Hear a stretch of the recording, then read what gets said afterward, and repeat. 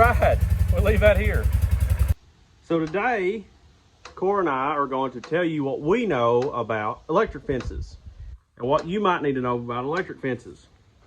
So we're here in my camper shed, and you can look at that fence charger right there. This is one of the AC boxes, the only AC box we run on the deer fence. And this is, how many joule? A 6.7. This is a Tractor Supply special. Has a lightning guard on it. And that's run with this black wire right here up and around the shed. This is high voltage electric fence wire, underground buried. Okay, so it's insulated. We have it grounded down the ground rod for the breaker box. Works just fine. So you have to use the high voltage wire with the insulation on it. And the extension cord doesn't work. I learned that when I was younger. Extension cords are rated for amps, but not thousands of volts. What? A canoe? So I have it on insulators up there, which goes to the poly wire. Now, since I mow this is my yard right here, and this is how we do all of our gates. We have this on PVC pipe, 2-inch PVC over a T-post. And that works as a good insulator to build it up to make it high enough to drive underneath it. And we just have it tied together. Now, since we're right here, we can go ahead and talk about how we set up for the deer fence. Now I'm going to show you a couple variations. So this is what worked last year. Now this is something that my dad has worked on a lot. He's done most of it. Me and him worked together, my brother worked together trying to figure all this out. So this T-post is on a 45-degree angle leaning into the crop. And there is 2 strands of poly wire right there on those insulators at about knee high and about waist high. I'm going to get her close to that. And that worked last year really well. And it's working somewhat right here. But where you have a lot of deer pressure, you have to change that up. Now, you need 6,000 volts. That needs to be 6,000 volts pumping out of that. That's poly wire. We've got some polytape, I'll show you that. Polybraid is a lot better, but we can't get that here. And we didn't know it was better until this year, so we use a poly wire. Now this box is running a ton of poly wire. Now, I'm not saying it's the best box. They make better boxes out there. All right, this little Gallagher box right here, we're not a fan of it. It's a little solar Gallagher box, and Dad picked it up because of the affordability of it, and it was only going to run, it's about a 1/4 mile stretch, which would be doubled, so, you know, 1/2 mile of poly wire. And this field doesn't get a lot of deer pressure. So the one reason we don't like this box is because the Gallagher reduces its voltage charge in the nighttime to conserve battery, and it says that animals are not as active at night. Well, with the deer fence deal, you know, that's kind of a problem. We want it very hot at night. So, not a fan of the Gallagher.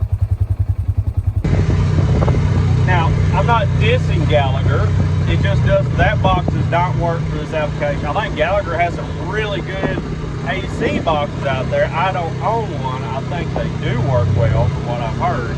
And their Gallagher fencing products in this area is the best that we can get as far as their turbo wire, their post, just all the different supplies. We have Orslins in our town, and the Gallagher brand is a lot better than what we can get at Tractor Supply, which is the Tractor Supply brand. It's affordable stuff. It's just not, it's not the same quality. I buy a lot of stuff there at Tractor Supply. Dad buys a lot of stuff there, but it's just the Tractor Supply, the I'll look at the name of it here, Country Works or whatever it is. It's just not the quality.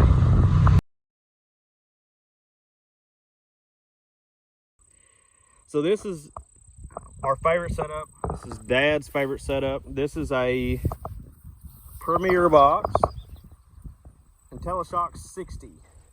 Solar setup. It's got a good battery. Comes with alligator clips you can clip right on your ground. And a lot of times we make the T-post here our ground. Because we're moving these in the fall, So we don't need anything that's super permanent. Yeah. So this clips on there. These are the best for the money, by far the best seller boxes. The more you lay your post over, the better it is as far as stopping the deer. These boxes have a better battery life. They're tougher. No need for a T-post to mount them. They come with our very own little wireless voltage meter. It works great. You can just hold it up to the wire and you can get your voltage. So for a little under $300, you can get that set up, and it is the best. So this box right here is our, well, the Gallagher is our least favorite because it kicks down overnight, but this one is not that great. It's only a 0.15 joule. It's a 10-mile fence. I think I actually bought that one. That one's been on my goat and horse fence for a while. We got it rigged up the same way as the other ones. It's just, they have a little bitty 6-volt battery. It's not as tough. It's only running this 8-acre patch right here. So I'm not sure. I'll say a mile, at least a mile of wire, maybe a little more, 1.5 miles of wire.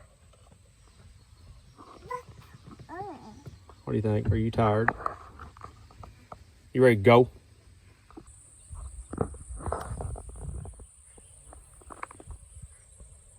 Beep.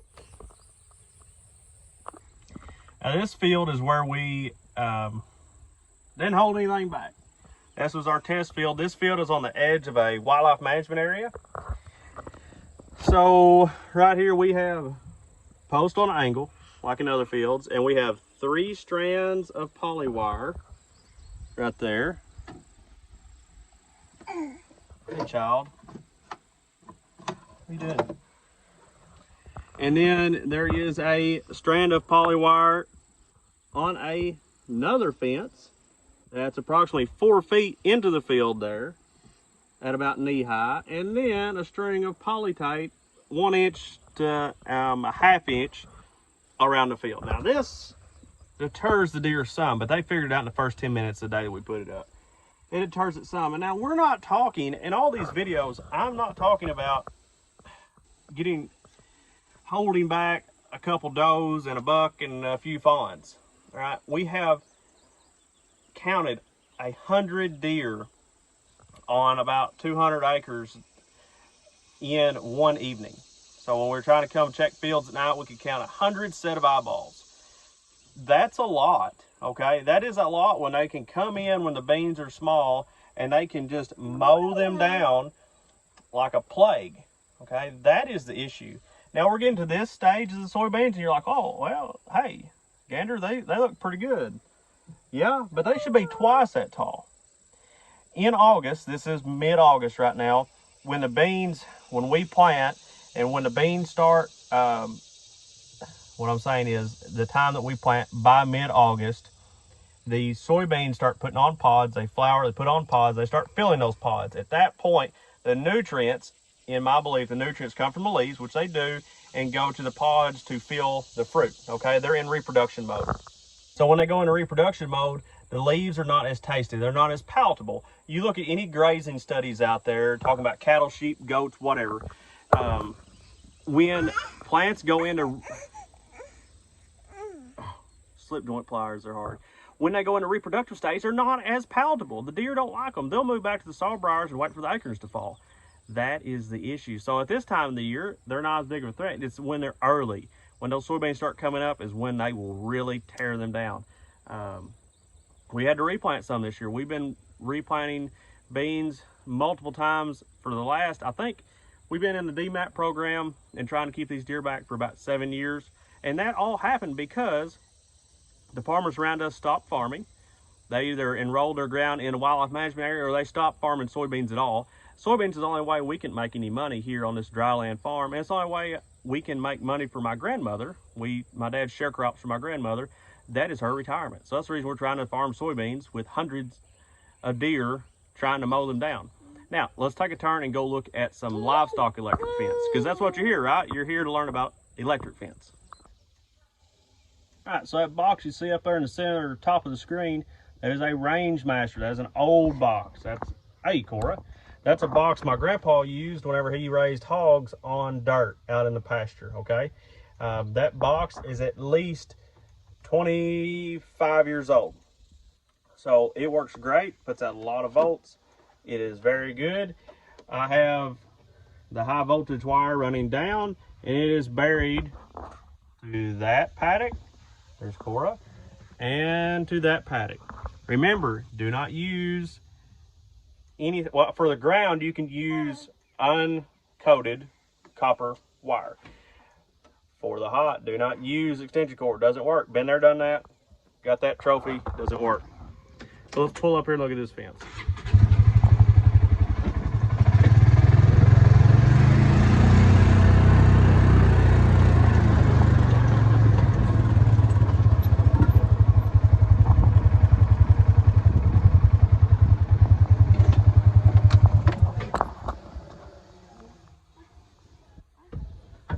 All right. Cow goes moo.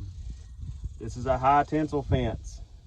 In my opinion, the best fence you can build for a few reasons. It's affordable, fewer posts, easier to build by yourself.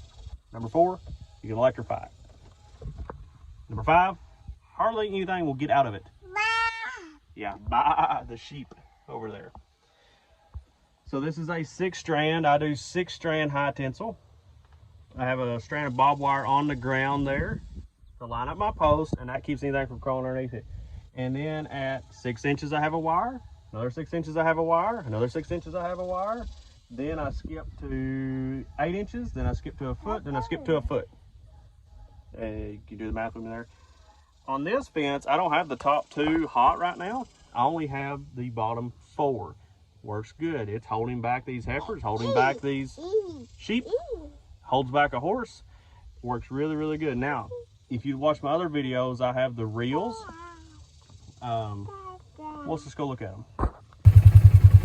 Notice how I have that all tied together. It's just a piece of high tensile wrapped in there, and that insulated one's just wrapped up on the top one. No connectors. You can just do that. Pull out here. Heifers.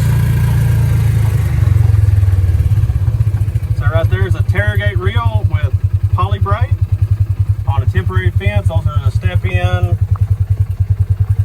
tractor supply post. That works really good for rotational grazing fence. Those need to be moved. As you can tell, the grass has been eaten. And there's another Tarragate reel with polybraid for PowerFlex, and then you have a economy Gallagher. No, that's the economy tractor supply reel with polytape tractor supply. And that's a wire at 12 inches and a wire at 32.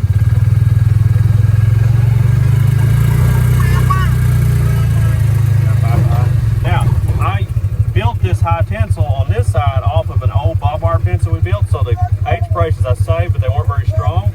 So I took a fence strainer,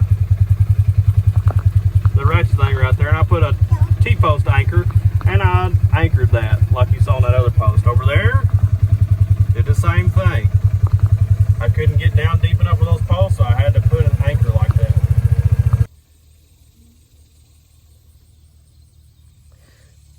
So, on this woven wire fence, this is field fence.